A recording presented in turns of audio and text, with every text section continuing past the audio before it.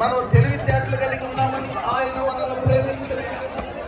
మనం ఇంకనూ కాపులమై ఉండగా, మనిషి జన్మంతా కర్మ పాపి పాపులమై ఉండగా మన పరిశుద్ధులైన తర్వాత విశేషమే లేదు.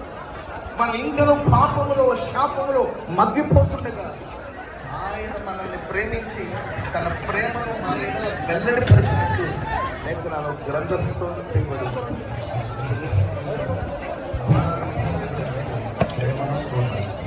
చెప్పండి, ఎవరు మన దేవుడు? ప్రేమ పూర్ణ. ఆయన మనల్ని ప్రేమిస్తారు. లోకంలో కూడా మనుషులు ప్రేమ అని పేరు ప్రేమించడం మనం చూస్తాం. ఆర్థిక స్థితి ఏంటి అని అధికారాన్ని చూసి ప్రేమించడం